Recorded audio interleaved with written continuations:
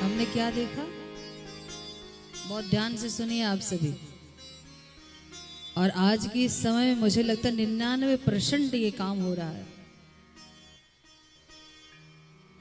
तरुणी प्रभुता गेहे सयालु को बुद्धिदायक। तरुणी यानी स्त्री जो युवा हो, बुजुर्ग वाली नहीं।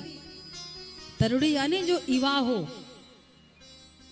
ऐसी स्त्रियों को घर में हमने मालिक बनते हुए देखा कि बूढ़े बुजुर्ग बेचारे 2 रोटी दे दो, एक कमरा दे दो, उसमें पड़े रहे। ऐसा है कि नहीं?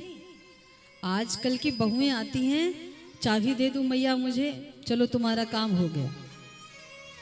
आप भले चाबी लीजिए घर की, पर अपने माता पिता को, अपने सास ससुर को, लक्ष्मी नारायण उमापति महादेव सीता राम जी राधा कृष्ण मान करके रखिए अपने घर में।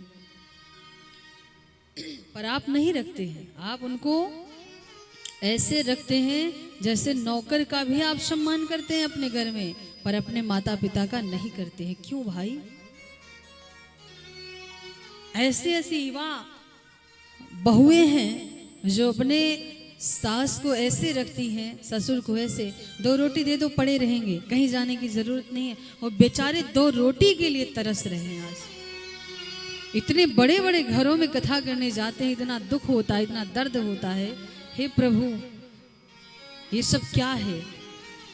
एक माता एक पिता उन बच्चों को पाल लेता है सारी जिंदगी, 3 साल तक उसको, 5 साल तक पालता है, उसके बाद वो थोड़ा सही हो जाता है, सक्षम हो जाता है।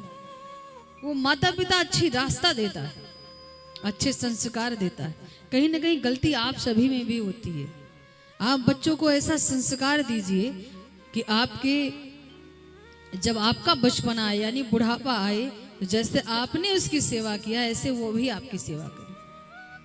आजकल के माता पिता भी स्वार्थी कहीं ना कहीं हो गए हैं थोड़े से। पहले अपने बच्चों को अच्छे संस्कार नहीं देंगे, अभी बढ़ने की उम्र है, खाने की उम्र है, क्यों मारना? बच्चा जब 3 साल का हो, एक कलयुग चल रहा है। पहले तो 7-8 साल तक बच्चों को दंड नहीं दिया जाता था, लेकिन इस समय कलयुग है, इसमें बच्चों को पहले से ही संस्कार देना शुरू कर दो। कौन आया है, किससे कैसे बात करना है, कैसे रहना है, उसकी दिनचर्या क्या है, आपको देखना पड़ेगा। लेकिन आप सभी लोग भी अपनी दुनिया में मस्त रहते हो, बच्चों को संस्कार नहीं दिया है। उसने आपके दुख दर्द को जब बचपना में नहीं देखा है, तो बड़े होकर के क्या खाक देखेगा?